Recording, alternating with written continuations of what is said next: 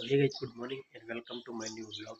Guys, આજે ગઈકાલે આપણે ભરતા હતા ઘઉંનું ભૂસું, તો ગઈકાલે અડધું મેં રવા દીધું છે બહાર.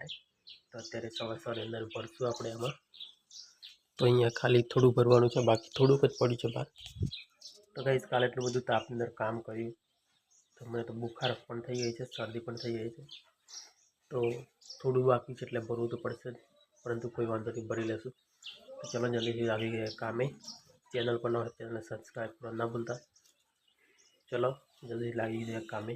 ગાઈસ, જોઈ શકો છો નોર્મલ પૂછું છે, થોડુંક જ, ખાલી નોર્મલ છે, થોડી વારની અંદર ભરાઈ જશે. આજે હું માસ્ક પહેરીને કામ કરીશ, કારણ કે મેં કાલે માસ્ક પહેર્યા વગર કામ કર્યું છે, તો શરદી બહુ થઈ ગઈ છે, એટલે હું આજે માસ્ક પહેરીને જ કામ કરીશ. કેમેરામાં શું ફોલ્ટ થઈ છે, પરંતુ અમુક હું જ વિડીયો શોર્ટ લઉં છું, તો અમુક ટાઈમે વિડીયો આખો લેક થાય છે, શોર્ટ છે બહુ.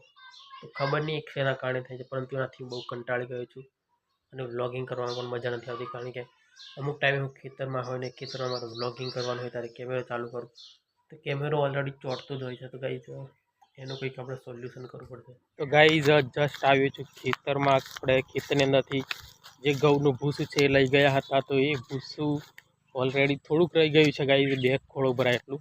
તો એ જોવા માટે આવ્યું છું ડેરીમાં કામ પતાવીને.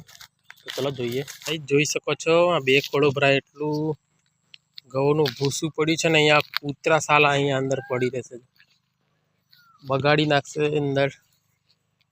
લેટરિંગ વગેરે કરી ના જાય તો સારું, બાકી લેટરિંગ કરી જાય તો ગાય ભેંસો ખાતી નથી. ઘરે પણ ઓલરેડી પરાળ બગાડેલું છે, એટલે મને ખબર છે. જતું રહી દૂર, હટ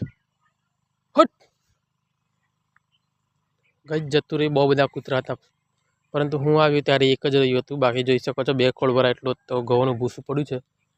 તો કાલે આપણે 2 ખોળા લઈને આવશું ને ભરીને જઈ જશું.